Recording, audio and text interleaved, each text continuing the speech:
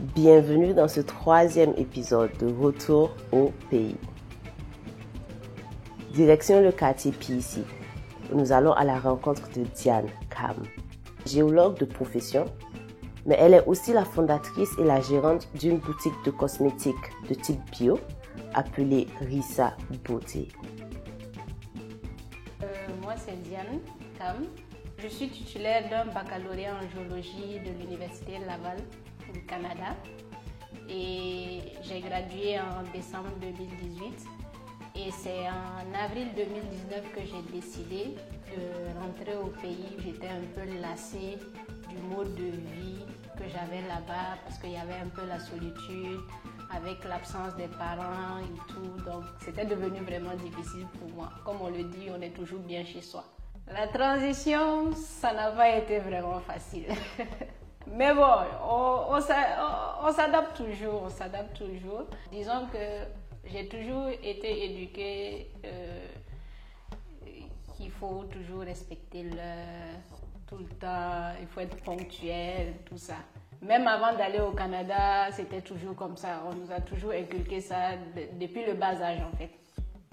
Et je suis allée là-bas au Canada, j'ai pas souffert de ça. Quand je reviens ici, je tombe paf. Moi, quand tu me donnes un rendez-vous, j'ai tendance à venir 5-10 minutes à l'avance. Mais là, je constate que tu arrives 5-10 minutes à l'avance, tu vas encore attendre la personne une bonne trentaine de minutes avant qu'elle n'arrive. Et ça fait que moi, j'étais tout le temps hors de moi quand j'avais un rendez-vous avec quelqu'un. Donc, j'ai dû apprendre en fait à me réadapter à ça. Donc, bon, quand on me donne un rendez-vous, je sais que je dois arriver avec une petite quinzaine de minutes de retard pour ne pas avoir à être énervée. Et aussi, au niveau de... Je peux demander un service, service prestation ou je sais pas quoi, un produit. Et peut-être que je ne vais pas recevoir la qualité à laquelle je m'attendais. Pourtant, la personne a vanté les mérites de son produit, de ses prestations et autres. Il y avait une petite dose de laxisme chez certaines personnes. Je ne vais pas généraliser, hein, c'est pas tout le monde qui est comme ça. Mais en tout cas, j'en ai croisé et ça a été quand même un problème pour moi au départ. Mais bon, j'ai appris à m'adapter. En dehors, en fait, des activités que je mène personnellement, ça m'a pris 2 ans pour obtenir ne serait-ce qu'un petit stage au sein d'une entreprise minière. Comme je le disais tantôt, je suis géologue. Ça n'a pas été facile. D'une part, il y a la situation sécuritaire qui pose problème. Ça fait que les offres d'emploi sont très, très, très limitées. D'autre part, il y a aussi que ici, c'est le réseautage qui marche à 90%. Malheureusement, ça, moi, je ne l'ai pas compris assez tôt. Moi, je me disais au départ, mais tu postules, si tu as les compétences requises, on va t'appeler. Mais ici, ça ne fonctionne pas comme ça. Ici, ils sont plus attachés, les employeurs, je veux dire, ils sont plus attachés au fait de connaître la personne, la personnalité de la personne. Donc, il ne suffit pas d'avoir des compétences, des diplômes. Tu peux avoir des compétences, des diplômes. Si on ne te connaît pas, on ne va jamais t'appeler. Je ne leur en veux pas. Ce n'est pas une manière d'incriminer quelqu'un.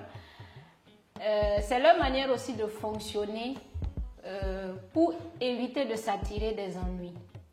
Parce qu'ils se disent, ben, je suis mieux de travailler avec quelqu'un que je connais. Au moins, je sais que, bon, même si ce n'est pas à 100%, au moins à 90%, je suis sûre qu'il ne va pas venir m'attirer des ennuis.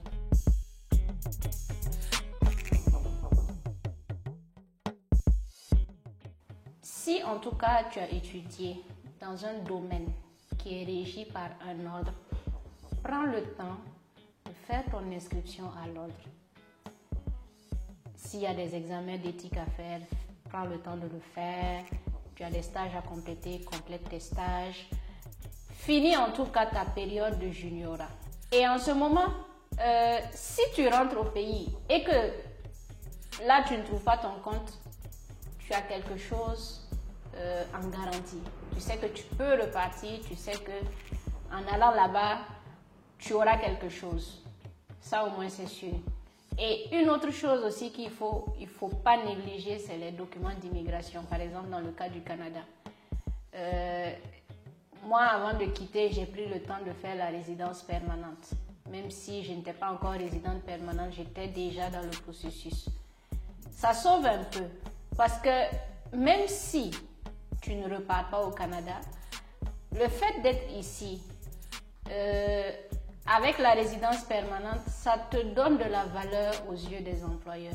Dans le cas du Canada, si tu tombes sur une entreprise canadienne, ils vont toujours privilégier des personnes qui ont la résidence permanente ou sont canadiens au sein de leur entreprise. Une compagnie nationale, ça ne va pas peser beaucoup, mais si tu travailles par exemple pour une multinationale, ça va toujours peser dans la balance.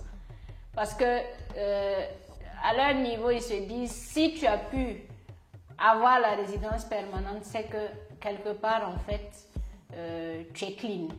Et peut-être juridiquement, on sait que tu es fiable. Parce qu'on sait que le Canada, par exemple, ne prendra pas le risque de donner la résidence permanente ou je ne sais pas quoi, un document d'immigration à quelqu'un qui a un background un peu flou ou je ne sais pas quoi, tu vois.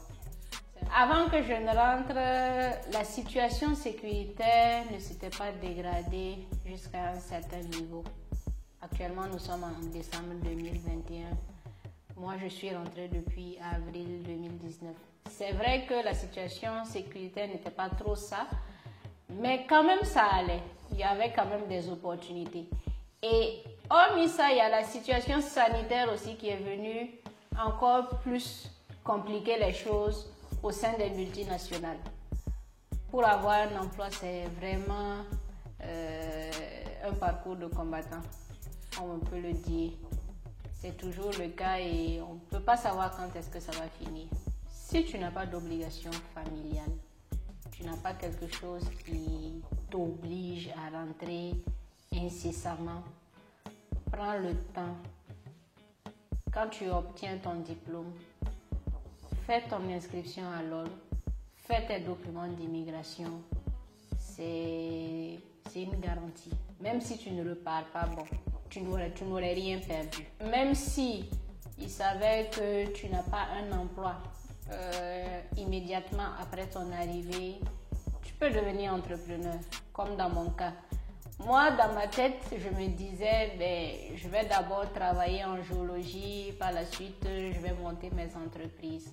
C'est ce que je me suis toujours dit. Je ne me suis jamais dit que j'allais d'abord être entrepreneur avant de rentrer dans une société minière. Ça a été, disons, un bouleversement pour moi. Parce que moi, c'était pas dans mes projets de précipiter ainsi l'ouverture de mon magasin. Mais bon, après un an passé au Burkina, j'ai vu, j'ai pas d'opportunité, qu'est-ce que je fais? En attendant, au moins que j'ai quelque chose à faire. C'est ça qui m'a poussé en fait à accélérer l'ouverture de mon magasin. Comme dernier mot, ce que je peux dire, c'est de se préparer vraiment financièrement avant de rentrer.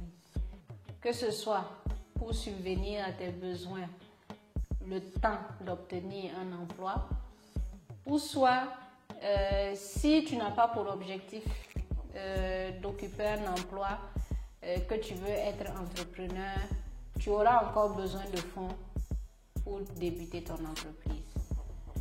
Donc c'est vraiment essentiel de se préparer à l'avance et d'avoir une idée surtout claire de ce qu'on veut faire.